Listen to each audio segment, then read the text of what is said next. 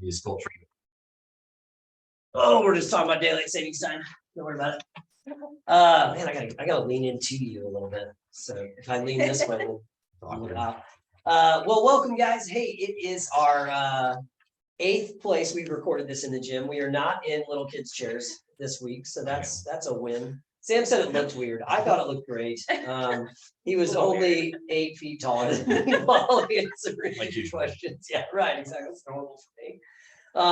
Kickers, your chair is taller than mine. That is true. That doesn't look Yeah. like it on the video. No, not at all. Not at all. Yeah, he is sitting easily 4 inches lower than me. So I would say I'm not in the greatest posture. I was saying your posture is not king right now. But yeah, we're in a relaxed setting.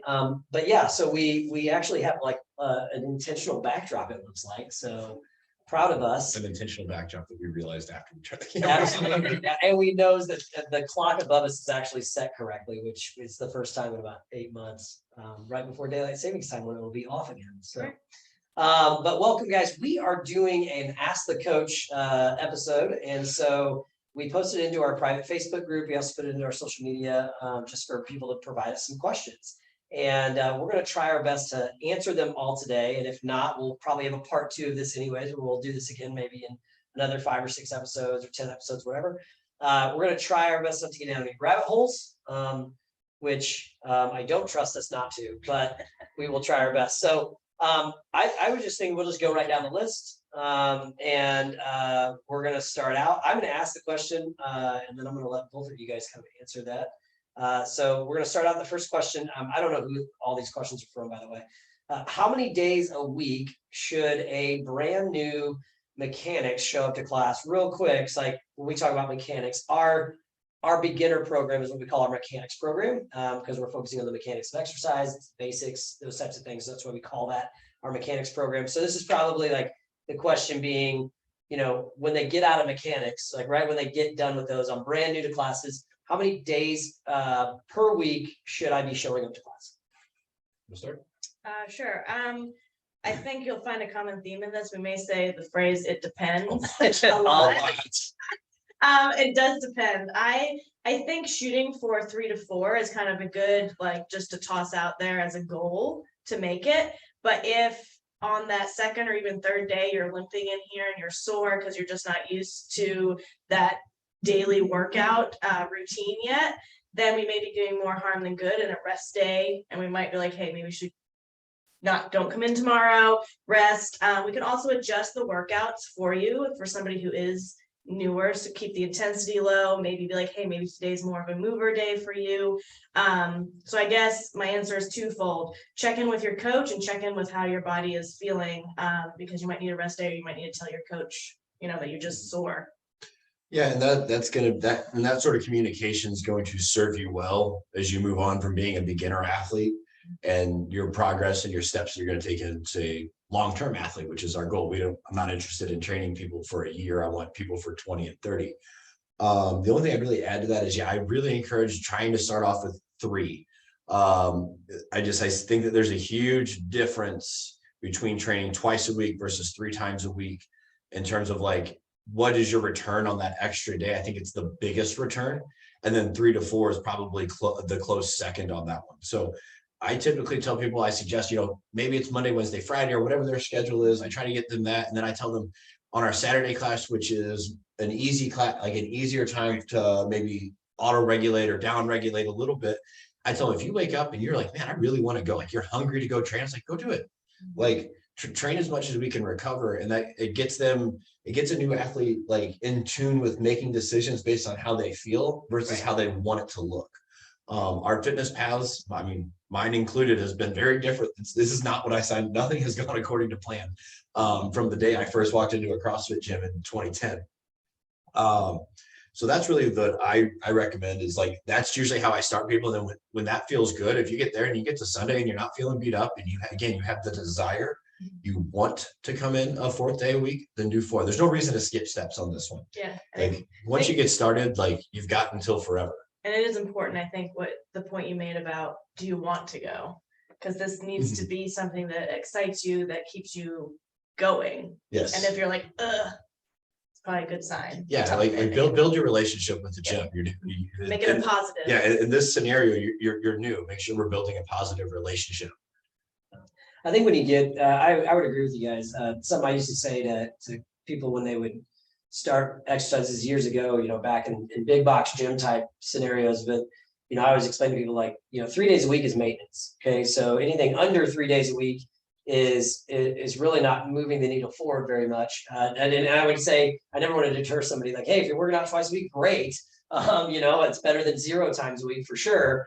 But that 3 times a week is definitely the threshold, I think. And it's easy to schedule that. It's easy and it keeps momentum, because that's one of the biggest things is when I have a new person is, first of all, we're very personalized to this, because if I expect a client to come into the gym 5 days a week, and I'm like, well, you should be here 5 days a week. And that person's like, well, in our one-on-ones, we already discussed that, like, the way my work schedule is, like, I can only make these hours, or I have this weird sleep schedule or whatever else.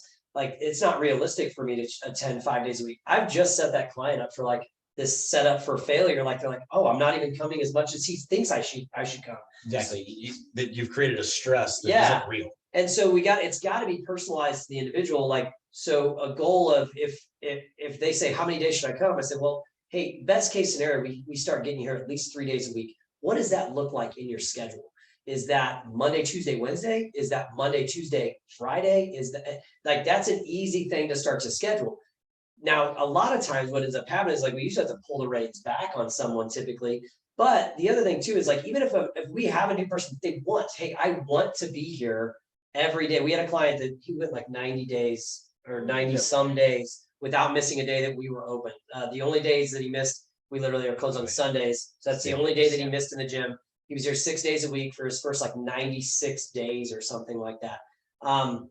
Was that difficult for him? Probably. He felt he needed to do it mentally because it was a momentum piece for him. He needed the habit. But the cool thing is like, we have a great communication system within our staff. So we all knew that he's in his first 90 days. And so we had to monitor that. And one encouragement I would give is that I think people believe that the person that goes to the gym 5 and 6 days a week, that they're always like here. Like they're always just riding this same level of performance or the same level of effort. Really, when the person that trains 6 days a week or 7 days a week, what their effort looks like or what their intensity looks like is like here and then here and then here and then here and then here. Like it's an ebb and a flow. We have to create an average. Yes. For every day that you feel the desire to train really hard, we have to balance that out. That's what my day is today. Yeah, for sure. Like yesterday, I was in here. I had 2 different training sessions. I worked out, and then I went to my boxing gym and sparred.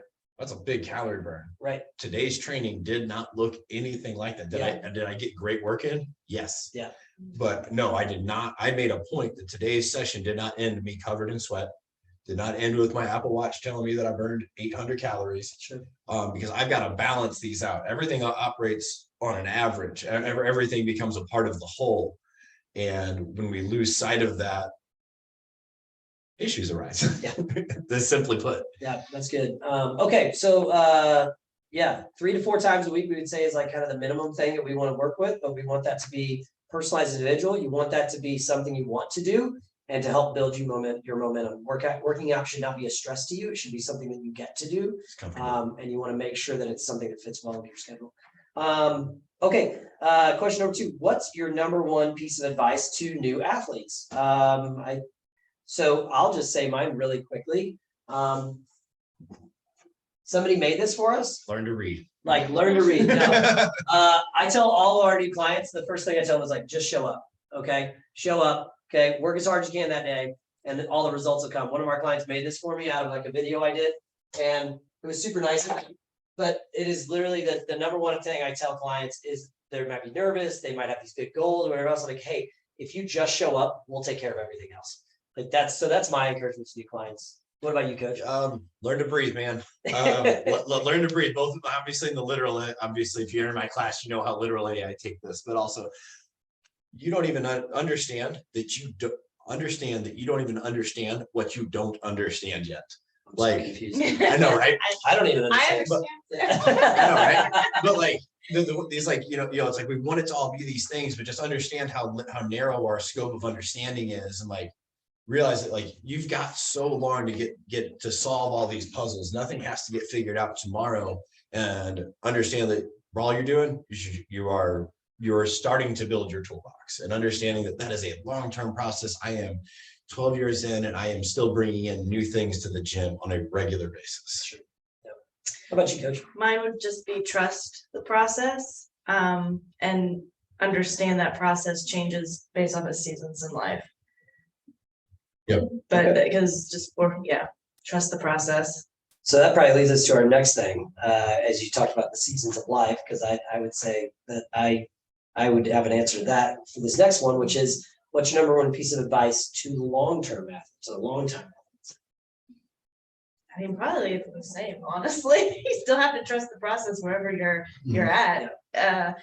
But I think fitness for a long term, or somebody who's been athletic or in the gym for a long time, I think goals change because life changes. You know, who I was at 20 and who I am now at 34, completely different people, completely different life circumstances. Josh, So do you ever want to clean and jerk 400 pounds?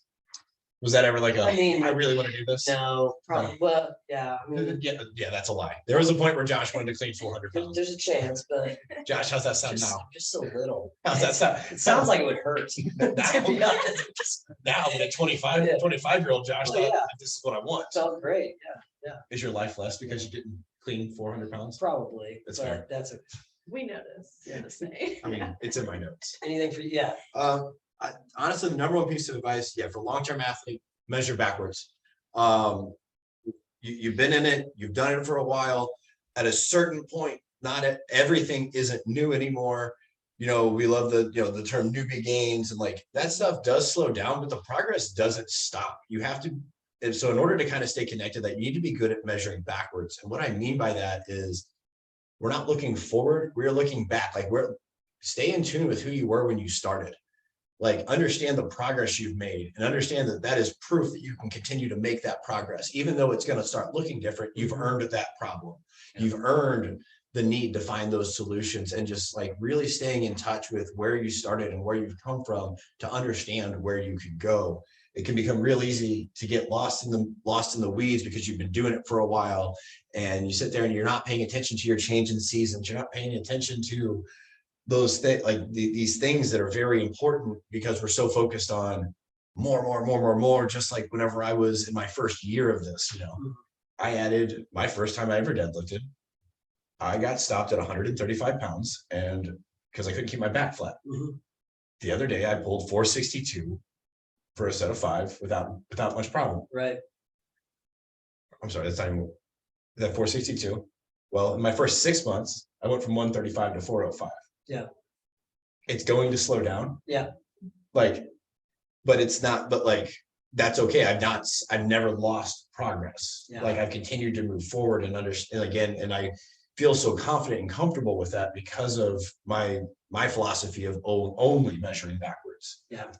I would align with what both of you guys have said. Is, I think we all probably have said the same thing in a similar fashion, but I've had the pleasure of working with some clients now that have been with me personally and training with me for 15 years. And so I've actually watched their own seasons change, but then myself too, as an athlete. I started this fitness journey when I was 12 years old, wanting to, play football and run track and looking to, aspire to be a college athlete. And then you finish college athletics, and then it's like the next phase. And then I found CrossFit and I was competitive, and then and you become a dad, and then you become a husband, and you have all this stuff that changes. And I think my biggest encouragement is much like, Coach Millie said, is that,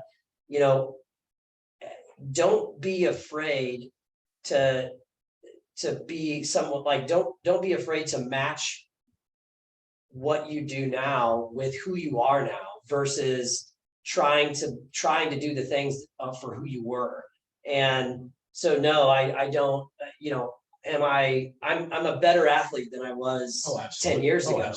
But I probably, unless I truly have a focus to do it, I won't hit personal bests on loads or whatever else that I used to do, because my priorities have shifted. And because my priorities have shifted, it's okay that my fitness or my goals or my training has shifted as well. And I think that's a very hard mindset, especially for like if you were truly like a elite level high school athlete, elite level college athlete, semi-professional, professional, like it is hard. One of our coaches, he uses the phrase like sunsetting athletes. And it's because like we all still think and feel like we did when we were 18, 19, and 20 years old. And there's a competitive edge there. There's a mindset there. There's a work ethic there that it doesn't go away, but our bodies are absolutely different than they were 20 years ago. The expression is different. Yes. The expression of that mindset, mentality, and desire is what changes. Yeah. And that doesn't say anything about you other than the fact that you're willing to grow. Yeah. And there's no less power to the goals and priorities that you have now than you did 20 years ago. It's just that they're different, and therefore like training and fitness and those type of things should be different. And I would say also, like, to the person out there that maybe if you're not working with people for your health, like your nutrition, your fitness, whatever else, like if you're not working with professionals that also feel that way for you, like that needs to be a red flag as well. Like you need to be working with like you can't work with a trainer or a nutrition coach or whatever else that's not addressing those changes in your own seasons, because those are very important as well from the professional standpoint to be able. I've had to grow so much as a fitness professional as my clients have actually aged. Like it's had to change. I've had to change the way I approach training and some of my own philosophies, how I speak to them, like all of those pieces of the puzzle have to change as your client ages, and as they become that long time client. And so that's also important as well, I would say. Okay, so when should someone also seek out personal training along with classes? Yeah, I think we've answered this like roundabout. We're gonna touch. At least I'm gonna touch on the answers you've already given. But yeah, go ahead. Do you want to? Right. So that first and foremost, you don't have, like, if you want to, you don't have to come with an additional special reason. Yeah. I want to work with people that want to work with me. So that is good enough that is good enough. Yeah. Let's schedule a time. Sure. Probably a little bit more to what this person may have been meaning. I'll go ahead and make an assumption there that they're like, if you have a specific goal and you're doing a general program, well, some sort of personalized time is going to be helpful in reaching that specific goal. Yeah. So if you've got a specific goal, it's extremely valuable. It's invaluable, to be honest, to get the individualized work, feedback, back and forth that you're going to get in that scenario. But honestly, it's just flat out desire. I've had people that have done a few personal training sessions with me because like, I just kind of want to learn more about this. I think it's interesting. And like, I understand why you can't why you can't talk about it more in the classes because you don't have that much time. But honestly, if you don't mind, I'd like to know. And like, I mean, that's about as fun as it gets. Yep. Yeah. I don't have anything to add. I mean, yeah, if you've got a specific goal, or if you just want to, like, some people just like that they did. And I have clients that, even again, seasons change, schedule changes, something like that. And they're like, listen, it's not that I don't value the classes anymore, but I can't make this, or I'm struggling stress wise to like handle the group dynamic or whatever. So like, sometimes it's just like a season or a mindset changes where they're like, I just want to work one-on-one. So that's also an option. It's kind of why we ask people initially when they sit down with us, like, do you want to be coached in a group setting or a one-on-one setting? Well, sometimes those people say, I think I want to be in a group setting. And I'm like, okay, cool. And then they get 6 months into their group setting, like, I don't know that I really want to do the group setting anymore. Like, I kind of like the personal one-on-one thing. So anything to add there, Millie? No, covers it. I'm excited about this next question because I have a very short answer. No. Should fitness goals adjust during these dark, cold winter months? I think actually Coach Craig asked this one, if I remember right. I think I saw it. Yeah. So, Coach Millie? I find for myself personally, I need to adhere more to a schedule and fitness for my mental health during dark, cold winter months. Because my fitness is very closely related to my mental health, and I can't stand when it gets dark at 4:45. Yeah. You're arguing against daylight savings time, which prevents this. Yes. So for me, I think it's an individualized answer, but I find I do better through those dark months when I am more active as I can be. So Anything else on that side? I mean, if I'm gonna go super short answer, I want to go with the 2-letter answer of no. No. Um, That's why it was my answer. I got a little bit of I mean, extra factor, but yeah, so- that's my answer. so short answer is no. The weather real. I don't really like. Again, it becomes more personal factors. Like, yeah, if you're sitting there, like, you know what, I think I'm gonna ramp up my running. Oh, it's December. And it's Right. yeah, yeah. Well, that's a little bit. It's a high of 25. Unless you just love the treadmill. Like outside of that, and if it's not weather dependent, I don't see any reason why the actual weather change should impact what your goals are. It may impact the strategy around how we go about it, but no, my goals don't change at all based on the weather. Yeah.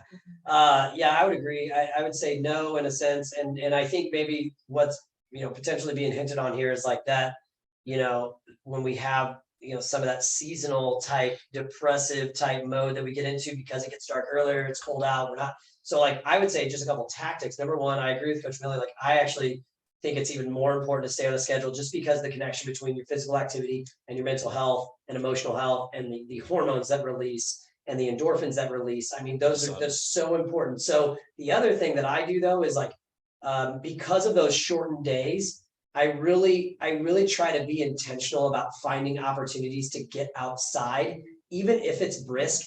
Like if it's sunny out and you can like put a jacket on and just get out in the sun for a little bit, or we in the Midwest get these like random 50-degree days. Yeah. I almost am intentional about trying to do a workout outside that day because that breaks up that whole, because I'm very like, I'm just automatic. And so like when the weather's never really messed with me because of the job that I have, because I would go to the gym and it would be, I would go to the gym and it was dark out anyways, if it was early morning, and I'd work all day and I'd leave, it was dark or whatever. Like I didn't know what the weather was doing because I was inside all day.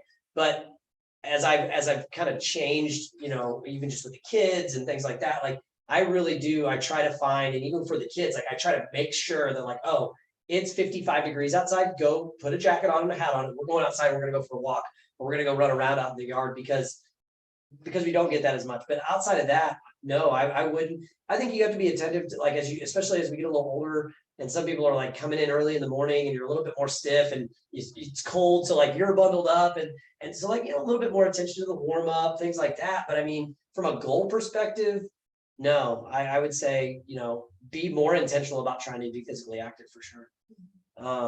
Okay. I also like this next question because I have some new stuff I've been trying. So is there a specific split or schedule for workouts that you would recommend?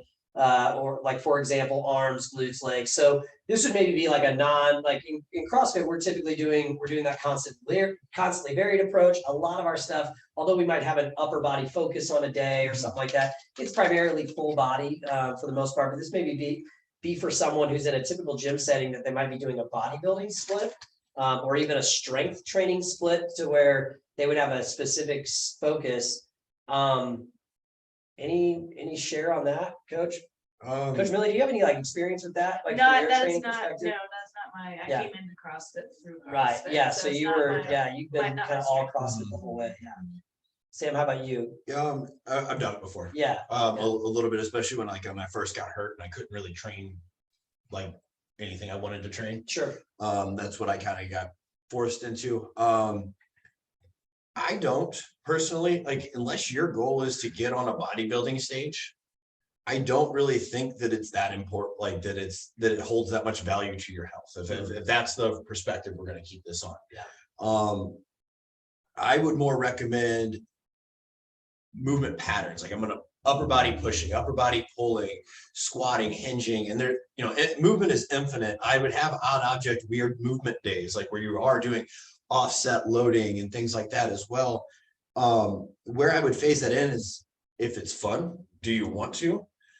Maybe add a little bit, like you have it, one day where you've got a 10-minute finisher that's just going to burn your biceps and triceps, and then another one that's going to be your back, and another one that's going to be your chest. And like I said, if that's fun, it's an easy one. It's accessory to me though. I think that in terms of like moving your fitness forward, moving your health forward, I don't think that the traditional bodybuilding split contributes. Yeah, so this is very goal and training dependent. So in our setting, obviously, like we do a lot of the accessory, the finisher, the things like that.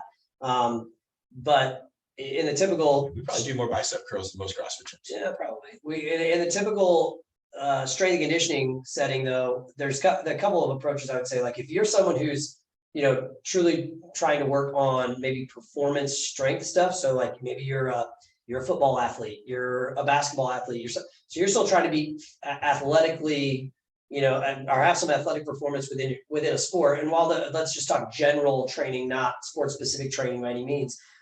Those athletes need a balance of maybe size and strength, power, explosiveness, things like that. So a lot of times in those settings, I will split days, sometimes in a push-pull type setting or something like that. Sometimes it might be an all upper body day to where we're just focusing mainly on the upper body, but we would be doing, 5 different upper body parts, right? So it wouldn't just be chest and bis and tris or whatever else. It might be 5 or 6 movements for the upper body.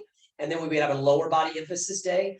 And what I like, and Joe DeFranco from DeFranco Trainings, like this is something I always really liked of his stuff, is he would have more of a rep day, like a higher rep day, and then more of a strength day. So the lower rep, heavier load, those types of things. And he would split those into 4-day splits with upper and lower body options. If you're in a bodybuilding setting, true bodybuilding would typically give you like 1 body part a day or a couple body parts a day. A lot of times they would say like if you shouldn't, like the idea would be like chest and back.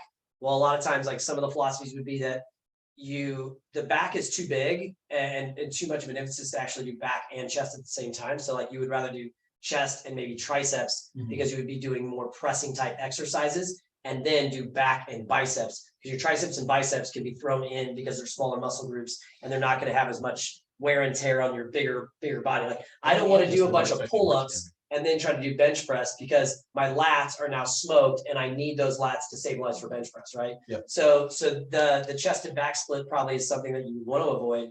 And then I've always liked, honestly, if I do back work on like a chest emphasis day, it's more for balance, right? So it's doing some more upper back, postural things like that. Legs should almost always be trained just legs. And then core could be thrown in there a little bit. Again, we're talking like straight up, this is physique aesthetic training. This is not probably wellness training, functional fitness training. This is an entirely different setting. But I will share something I've been experimenting with the last, I've done about 10 sessions this way, and got it from an online little trial that I had. And I really just wanted the nutrition information, but I got a free 30-day trial and some training. And I thought it would be really good because we do a shred program in the spring. And I usually program that, but it's so good sometimes just get outside of your own head and your own box. And the tactics they're using, which I'm really enjoying, is they train, it's an aesthetic program, but they call it a full body aesthetics program.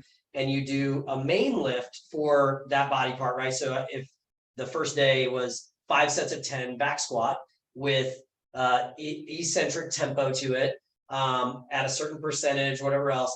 But then every other movement was just 1 movement per body part per day. So you did a movement for chest, a movement for shoulders, a movement for back, a movement for biceps, a movement for triceps. And then one of those days, either day, you either do like a calf exercise, which I hadn't done calf raises since I was in college, couldn't walk straight for like a week. And then, or a core exercise. We're gonna find out. Yeah, so some isolated core exercise, which I also don't do a lot of. Like we do a lot of stability work in our core stuff, but I didn't necessarily do I don't do sit-ups or core work. Millie saw me doing one of them one day. I was like, I don't think I should do this. But anyways, it's a cool philosophy because what it does is it doesn't get you overly sore in any one body part. When you do a leg day and you truly do a leg day, like your legs are sore for 3 or 4 days because of all the volume you put on the legs versus like, oh, I just have this one exercise. And for me, the CrossFitter, who's more of a full body guy anyways, it's been a nice little dose of like, it's minimum effective dose. Exactly. But the frequency you're hitting it is a little bit wrong. So that's something I'm playing with right now. I'm kind of liking it. But so there's a lot of ways to skin that cat, but to be perfectly honest, it really is goal dependent. And we don't necessarily do as much as that. But I have done it in the past with a lot of my other training clients and things like that. So, yeah. Okay. So, we have two questions from one of our clients. This is Daryl here. And so I'm going to Sam, I'm gonna let you share a little bit on this because I think you will have some insight. I know I have some insight with working with a lot of my athletes on their performance stuff. Millie, you may even have some thoughts to this, especially when it comes to midline stability and things like that after prenatal postpartum stuff. So Sam and I briefly talked about this, but the sandbag clean / squat workout on 10/18, that was one of our workouts we did in our group classes, showed me what an imbalance of strength I have right versus left. I'd be interested in what advice you have to correct the situation and to what degree one can reasonably expect to fix it. I will start Do you have any imbalances, Coach? Yeah, a bunch. I think my right quad ate my left quad. Yeah, so the super broad general answer, and I think this is the one that probably more people need to hear, is that asymmetries are inevitable and they are unlikely to be that gap will never be completely closed, because more often than not, they are caused by real life. And unless you're going to completely change your real life to have a completely symmetrical world, which means for every can you put away with your left hand, you'll put a can away with the right. I don't think that's going to happen. You also need to write with your left hand and right. Yes. That being said, I do believe anyone can become left or right-handed with enough practice. So in this particular scenario, we had an offset squat. It was up on the shoulder, and he just really noticed a difference on one side. He's like, man, I just don't feel near as strong. First off, more of these things, or my go-to is always to find where in life did this present itself. In this scenario, Daryl had a lingering shoulder issue for probably the better part of 6 to 8 months. And so as a result, I was like, when that was going on, did most of your life shift to the left side? He's like, yeah. I was like, where'd you feel stronger today? On the left side. Problem solved. Yeah. Or not problem solved. Question answered. At that point, now we've figured out, again, it's a lifestyle factor. And the other thing about the question, the phrase, I feel much weaker. The reality is he's probably much less coordinated. He has built his coordination around protecting that shoulder for a little while he needed to, because it was kind of a complicated fix for him, in terms of like, it just took him a little bit of time to find what he needed to do. And then once he did it, he was moving well. So it became a very lifestyle, like I said, and for him, I think it was more coordination. His body was not as coordinated and used to, because it's used to protecting that side. And now you're asking it to take the lead. Yep. It's not as, so there's a comfort side there. So another person that day had the opposite side. And I was like, well, I told him, I was like, I kind of probably already know this answer because I've seen you carry your kid, but which side do you carry your kid on? They're like, right here. I was like, well, that's why this side doesn't feel as good. Yeah. You've got so many more reps on this side, and that makes a big difference. And then from there, it's just, it's exposure. Yeah. You have to get exposure to what provides balance. Yeah, we do. And we do a lot. Like I always try to tell my clients, like, hey, this is why we do what we call unilateral exercises. So where we challenge one side versus the other side. Sometimes that means we load a side a certain way, as you mentioned with the sandbag squat. Sometimes that may just mean that we're doing single leg exercises or single arm exercises. And there's no way to be perfectly balanced. Something that we used to evaluate with a lot of our performance athletes, our young kids, is we would try to assess kind of power output, strength, things like that, right side versus left side. And one thing we always looked for was less than a 7% variance, okay? And the reason for that is, like, once you start to get to like 7%, you start to go, okay, like, why is that happening? Like, let's take a look at that. Maybe we need to address some imbalances, like due to whether it's coordination, whether it's balance, whether it's tightness or weakness. Like, sure, we want to take a look at that. Now, once we get greater than about a 10% variance, now we start to run the risk of actual injury. So if there was a drastic difference there, then we would be more concerned, especially in athletic setting. If a kid goes to plant and drive off their left leg and they lack more than 10% of the abilities, the strength, the power, the stability, whatever it may be on that left side, like, could that cause more stress to the ACL, the MCL, something like that, right? So we always wanted to stay outside of that 7% range, but like almost everybody's going to have that 1 or that 0 to, or really the 1 to 7% of variance there and difference, right side versus left side, front side versus back side. And like you said, it's just because of, if I have a soccer player in here and every time they plant on their left leg to kick the ball with their right leg, guess what? their more stable leg is? Their more stable leg is their left leg. Why? Because they're so used to planting and stabilizing on that thing. They're like, yeah, but I'm right-handed. I'm like, correct. How many, like, this actually puts soccer players in an absolute tizzy. Yeah. Like they really struggle with this. It's been one of the weirdest things that I've encountered. Almost every soccer player gets, because there's so, like, there's an identity to I'm right-footed, Yeah. I'm right-footed, and they get in here and they're actually stronger on their left because their left has all those reps. And you just kind of have to talk them off the ledge a little bit. Like, you're doing nothing wrong. This is like it is a mechanism of your sport. Yeah.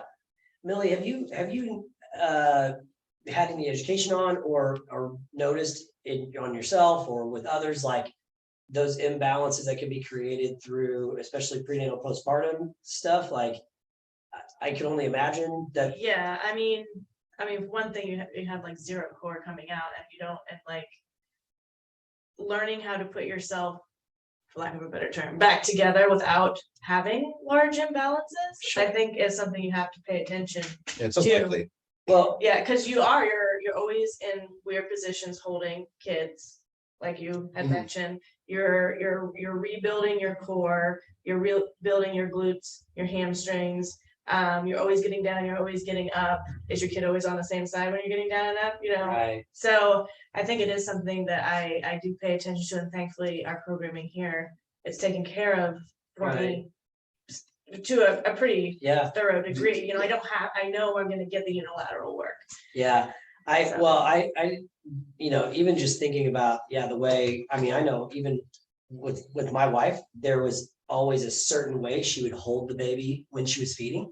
And there was always a certain way I would hold the baby while we were feeding. Like, so we were opposite.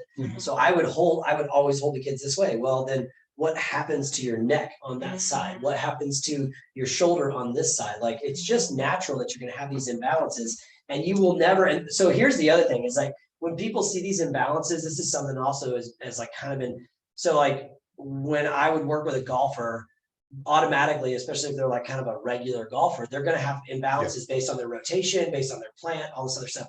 Well, like, you don't necessarily then go, okay, we're just going to correct, like, we're going to only do all of this side to correct that, because it really won't, like, you're trying to counteract like this, like the reason that body is built that way. There's one thing to, like, in a safe way, address mobility issues or a sticky hip or something, like that's one thing, but it doesn't mean that you then only train.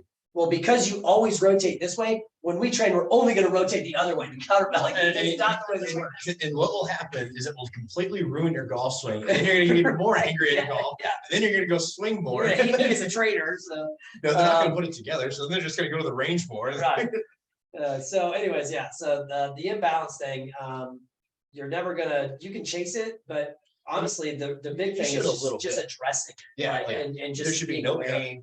Coordination is coordination and accuracy is what I look for on the non-dominant side, and whatever the scenario is, is can they still achieve the task at a acceptable level? Yeah. Versus like thinking, man, this has to be 1-to-1. No, it will never be. No, there's a reason why pitchers don't spend time learning to throw left and right-handed. Yeah, for sure. Okay. All right. So our last question here, we all kind of discussed this briefly before we got on here. So It's an inflammatory question. it's an inflammatory, I'm inflamed.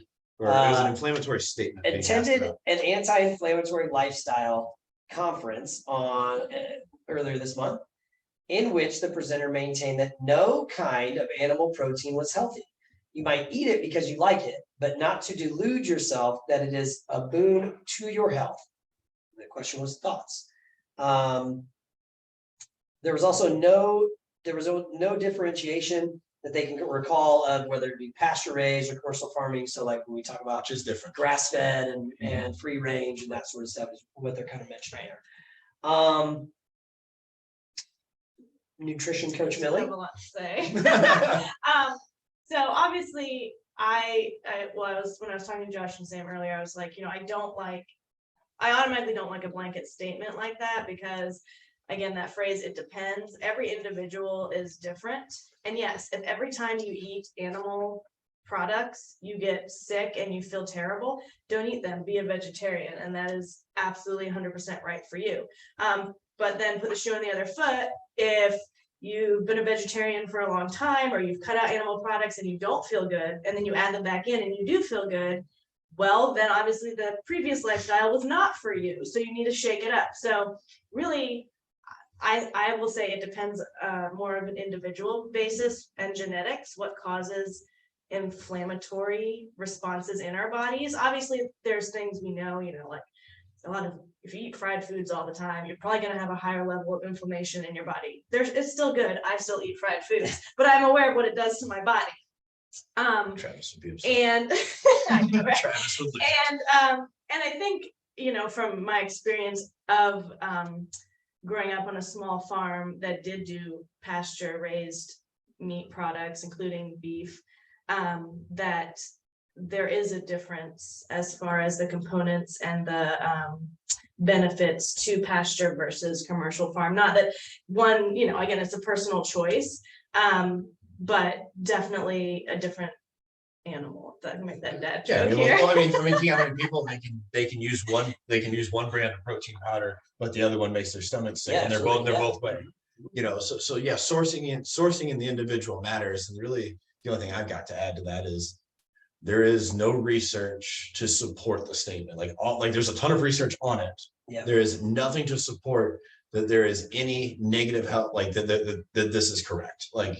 Just like there's really, I mean, again, make an absolute statement like that, you're probably gonna get proven wrong pretty quick. Yeah, again, if this, I could lean on this statement a little bit more if it was that there are some kinds of animal protein that would be unhealthy to the person. That could be true. My right? dad has my dad has beef allergy. Yeah, if you have, if you have, if you have high cholesterol and you're taking in red meat all the time, that will increase your overall body cholesterol. So I would encourage you not to eat red meat. Like, that makes sense, right? But yeah, no kind, that's really difficult for me to jump on. Plus I'm a meat eater, so I'm probably a little biased. I mean, I started off in the realm of everyone just got told chicken, rice, and broccoli, and I hammered that for years. Yeah. Listen to someone talk about adding beef. I added beef, and all of a sudden everything went up. Yeah. Like my lifts went up, I felt better, my times went down. Never opposed to beef. So I mean, obviously that had a positive impact. Right, So right. again, And never has already been debunked. correct, for sure. So yeah, so that's it. All right, well, that was all of our questions. I know we probably went a little long today, but we did get a chance to answer all of the questions that you guys provided us. Like I said, we'll do this again, and we'll get some more posted. But this is great, coaches. Thanks a lot for your input today. Let's see, what do we have coming up? Like, when we actually, this episode won't go out till next week. Do we have anything coming up that we need to plug? I don't think so. Nothing happening? That's I surprising. mean, no, not till next week. Okay. Oh, I know. Speaking of nutrition and speaking of the longtime athlete or the new athlete or whatnot, we actually have a Legends. It's our 55 and older program. We have our Legends nutrition seminar coming up on November 19th. It's specifically to talk about nutrition as we get older, right? So our 55 and older clients, how they eat changes. And so they're going to have a seminar. It's going to be hosted by our nutrition coaches and our legend coaches there. It's Saturday morning from 10 to noon, I believe. It's 2 hours. It's $30. It's open to our members and non-members. So if you're a member listening to this, and you want to bring a friend, bring them along. Or if you're a younger member that you would love, like your mom or your dad or something like that, to hear this information. I think it's really important. I actually just signed up one of my clients for it. She's 70 and signed her up the other day because not only she's like, well, I feel like I kind of know what I'm supposed to be doing. And I said, I hear that a lot. I said, it's implementation. And so she's really looking for better implementation options when she goes to this seminar. But the other piece I told her that I think a lot of people don't put enough value on is the group think. Okay. When you come to a seminar like this and there's 15 other people that are also like you or in the season that you're in, sometimes someone else across the room, Sam will ask a question that I would never think of asking, but then he asks it, I'm like, oh yeah, that's me too, So that type of group atmosphere is really helpful when you start to kind of try to conquer problems and jump through that. So again, that's November 19th. It's $30, 10 a.m. to 12 p.m. at our gym. So if you have any other questions on that, hit us up on social media, email us info@crossfit-metroeast.com, and we'll get you situated with the link. Thanks, guys. Have a great day.